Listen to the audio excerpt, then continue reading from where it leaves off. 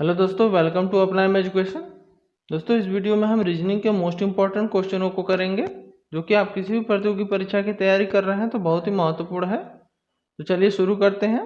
उससे पहले दोस्तों, अभी तक आपने मेरे चैनल को सब्सक्राइब नहीं किया तो सब्सक्राइब कर लीजिए और बेल आइकन के बटन को दबा लीजिए ताकि सभी वीडियो के अपडेट आपको सबसे पहले मिलती रहे। तो चलिए शुरू करते हैं। आज का पहला प्रश्न, निम्नलिखित श्रृंखला में प्रश्न चिन्ह द्वारा दिखाया गया अक्षर अनुपस्थित है। दिए गए विकल्पों में से अनुपस्थित अक्षर का चयन करें। दोस्तों, इसका उत्तर दीजिए। प्रश्नवाचक चिन्ह के स्थान पे क्या आएगा? इसका उत्तर आप कमेंट बॉक्स में भी दे सकते हैं। तो चलिए आइए देख लेते हैं इसका सोल्यूशन। तो दोस्तों, आप देख रहे हैं Q जो है 17 नंबर पे आता है और N 14। तो क्या किया है इसमें? -3 और N 14 और ये 11, तो इसमें भी -3 और 11 8, इसमें भी -3। उसके बाद तो हम अगले में भी -3 कर देंगे। 8 में -3 करेंगे तो कितना होगा? 5। 5 का मतलब E। हमारा ऑप्शन नंबर डी बिल्कुल सही है। अगला प्रश्न, नीचे दिए गए श्रेणी को पूर्ण करने के लिए सही विकल्प का चयन करें। दोस्तों, इसका उत्तर दीजिए।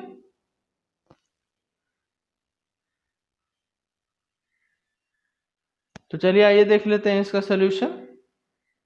तो ये क्या कर रहा है दोस्तों, किस क्रम में आगे बढ़ रहा है? देखिए, ई जो है 5 नंबर, F 6 और उसके बाद G 7, H 8, यानी हर एक अगले अक्षर को लिखता जा रहा है। तो H के बाद I जो हमारा कितने नंबर पर आता है? 9। उसी तरह H यहाँ पे 8, 8 में क्या किया है? J 10, 2 बढ़ा दिया है। फिर L 12 नंबर, फिर N 14 नंबर, 2 बढ़ा दिया तो हम 2 बढ़ा देंगे। 16 नंबर पे क्या आएगा हमारा? P। उसके बाद है जो I 9 नंबर पे। फिर उसके बाद जो है ये K 11 नंबर पे 2 प्लस कर दिया। फिर ये 13 M जो आता है और उसके बाद 13 के बाद 15 O, तो 2 और बढ़ा दीजिए 17। 17 का मतलब Q। तो हमारा आंसर क्या आ गया? IPQ। ऑप्शन नंबर सी बिल्कुल सही है, IPQ।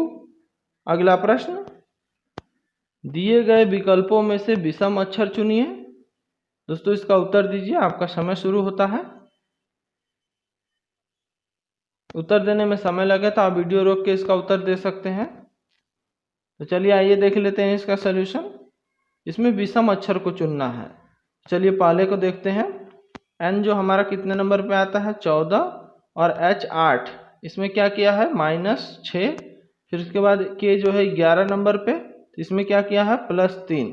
तो इसी तरह आगे देख लेते हैं। V 22 नंबर पे, P 16 और S जो हमारा 19 नंबर पे, तो इसमें क्या किया है? देखिए, -6 और +3।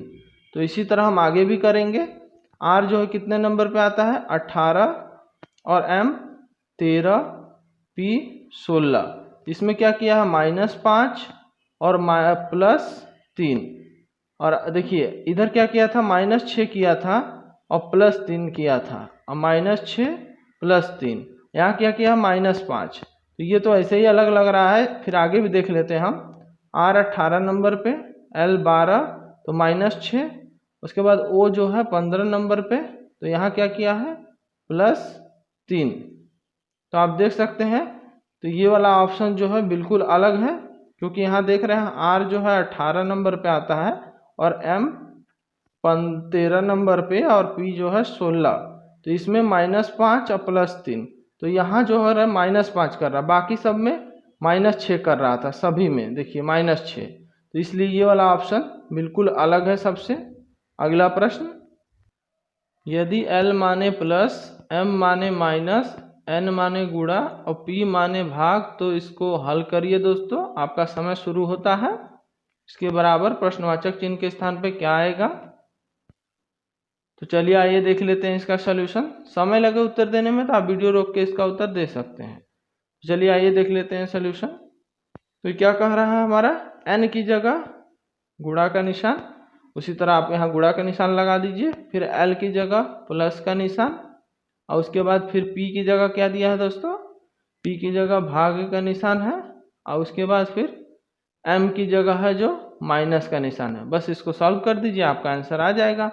तो देखिए, पहले हमारा बोडमास के नियम से भाग होता है, भाग लगा देंगे तो ये 20 बार में कट जाएगा 3 से। और उसके बाद फिर हमारा होता है गुणा का नियम, तो गुणा कर लेंगे। क्या आ जाएगा हमारा 8 9 72, और फिर उसके बाद है प्लस का चिन्ह, और फिर इधर भाग लगाने पर हमारा क्या आया, 2 से लगाए हैं तो 20, उसके बाद फिर है m की जगह माइनस था 13। अब इसको हल कर लीजिए, तो 72 में 20 जोड़ेंगे तो 92, और 92 में से हम 13 को घटा देंगे, घटा लीजिए दोस्तों, 12 में से 3 गया तो 9, और 8 में से 1 गया तो 7, 79। तो हमारा ऑप्शन नंबर ए जो है बिल्कुल सही है, 79। अगला प्रश्न, दिए गए विकल्पों में से विषम संख्या चुनिए। दोस्तों इसमें से विषम कौन सा है, इसका उत्तर दीजिए। आपका समय शुरू होता है, आप इसको हल करके इसका आंसर कमेंट बॉक्स में बताइए। इसके लिए हम आपको 10 सेकंड का समय देते हैं।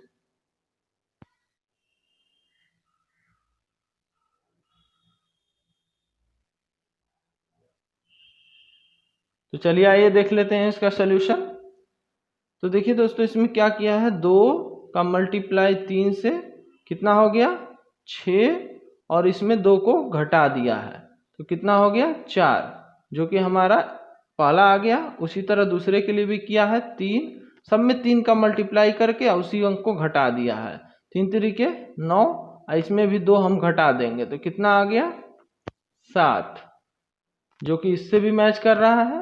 उसके बाद हम तीसरे को देख लेते हैं, 4, फिर इसको भी 3 से गुणा करके इसमें से 2 घटा दिया, 4 3 12, 12 में से 2 कम कर देंगे तो 10, तो ये भी हमारा देखिए सही मिल रहा है। फिर अगले को देख लेते हैं, 5, और फिर 3 से मल्टीप्लाई करके -2 करना है, 5 3 15, 2 कम करेंगे तो यहाँ कितना आएगा 13, यहाँ तो 12 दिया हुआ है, तो सबसे भिन्न कौन सा है, ये डी वाला ऑप्शन। अगला प्रश्न, 16 अप्रैल 1671 को गुरुवार पड़ता है, तो 16 अप्रैल 1675 को कौन सा वार पड़ेगा दोस्तों, इसका उत्तर दीजिए। आपका समय शुरू होता है अब। इसके लिए हम आपको 15 सेकंड का समय देते हैं।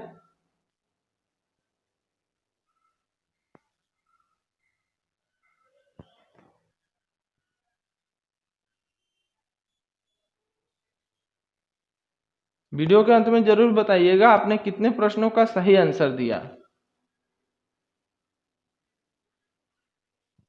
तो चलिए आइए देख लेते हैं इसका सलूशन। तो 16 अप्रैल 1971 को गुरुवार पड़ता है, तो 71 के बाद कौन सा आता है दोस्तों, इसको हल करने के लिए बस ये देखिए, 71 के बाद 1672 आएगा, फिर उसके बाद 73, फिर 74, और फिर 75। तो इसमें हम देख लेंगे कौन लीप ईयर है और कौन साधारण वर्ष। तो अगर साधारण वर्ष रहेगा तो उसमें हम क्या करेंगे, 1 वर्ष बढ़ाएंगे, और लीप ईयर रहेगा तो 2। तो ये 72 देखिए, 71 के बाद 72, 72 को 4 से भाग लगा दीजिए, आपको लीप वर्ष पता चल जाएगा। 4 से भाग लगाएंगे, 4 एकम 4, 4 8 32, कट जा रहा है, यानी ये लीप वर्ष है, तो इसके लिए हम 2 प्लस कर लेंगे। फिर उसके बाद आते हैं 73 में, तो 73 में 4 से भाग लगाएंगे, नहीं कटेगा, तो इसके लिए हम 1 प्लस करेंगे। फिर उसके बाद आ जाते हैं 74 में, 74 को भी हम 4 से भाग लगाएंगे तो ये भी नहीं कटेगा, तो इसके लिए भी हम 1 प्लस करेंगे। फिर आ जाते हैं हम 75 के लिए, 75 को 4 से भाग लगाइए, ये भी नहीं कटेगा, इसके लिए भी हम 1 प्लस करेंगे। तो टोटल हमारा कितना हो गया, 1 2 3 और 2 5। तो 5 दिन हम बस आगे बढ़ जाएंगे, इसका आंसर आसानी से दे सकते हैं। तो बस 5 दिन आगे बढ़ जाइए। तो ये क्या है, गुरुवार पड़ रहा है ना, तो गुरुवार में 5 प्लस कर लीजिए। गुरुवार के बाद शुक्रवार, शनिवार, रविवार, सोमवार, मंगलवार, तो हमारा आंसर क्या आ गया, ऑप्शन नंबर बी, मंगलवार। अगला प्रश्न, दिए गए विकल्पों में से विषम शब्द चुनिए। दोस्तों इसका उत्तर दीजिए। इसके लिए हम आपको 5 सेकंड का समय देते हैं। इसका उत्तर कमेंट बॉक्स में जरूर बताइएगा। तो चलिए आइए देख लेते हैं इसका सलूशन। तो दोस्तों आप देख रहे हैं ऊन, पंख, बाल, ये सभी क्या है, हम किसी न किसी जानवर से इसको प्राप्त कर सकते हैं, मगर ये जो घास है इसको तो हम जानवर से नहीं प्राप्त कर सकते, तो ये सबसे अलग है, क्योंकि ये एक वनस्पति का प्रकार है, और बाकी सब हम जानवरों से प्राप्त कर सकते हैं इन तीनों को। अगला प्रश्न, दी गई श्रृंखला में गलत ज्ञात करें। इसमें से गलत कौन सा है दोस्तों, इसका उत्तर दीजिए। इसके लिए हम आपको 10 सेकंड का समय देते हैं। आपका समय शुरू होता है अब। इसका उत्तर आप कमेंट बॉक्स में दीजिए।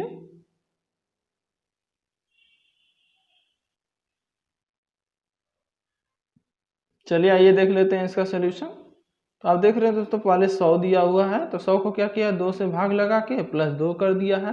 तो 50 में 2 जोड़ेंगे तो 52 आ गया यहाँ पे।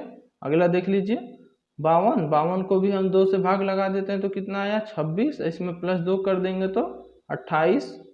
अगला देख लेते हैं फिर 28 को भी हम 2 से भाग लगाएंगे तो कितना आएगा 14, इसमें 2 प्लस करेंगे तो 16, तो ये भी हमारा आ गया। उसके बाद फिर 16 को हम 2 से भाग लगा देंगे तो कितना आया 8, प्लस 2 कर देंगे तो 10। इसी तरह आगे कर लेंगे हम, 10 को 2 से भाग लगाइए, कितना आया 5, इसमें 2 से प्लस कर दीजिए तो कितना हो गया 7, जबकि यहाँ दिया हुआ है 6। तो हमारा कौन सा ऑप्शन गलत है, इसमें अलग है सबसे, ऑप्शन नंबर डी। अगला प्रश्न, दिए गए विकल्पों में से संबंधित संख्या को चुनिए। जिस तरह 8 का संबंध 20 से है, उसी तरह 14 का संबंध किससे बन रहा है दोस्तों, इसका उत्तर दीजिए। आपका समय शुरू होता है अब। इसके लिए हम आपको 5 सेकंड का समय देते हैं, फिर भी आपको समय लगे तो आप वीडियो रोक के इसका उत्तर दे सकते हैं। तो चलिए आइए देख लेते हैं इसका सोल्यूशन। तो दोस्तों आप देख रहे हैं इसमें क्या किया है 8 और उसके बाद लिखा है 20। तो ये क्या किया है 8 का तिगुना करिए, 8 गुणे 3 तो कितना आ जाएगा 8 तरीके 24, और फिर 8 का आधा करके इसमें से माइनस कर दिया तो 8 का आधा कितना हो गया 4, तो यहाँ कितना आ गया 20, जो कि हमारा पहला मैच कर रहा है।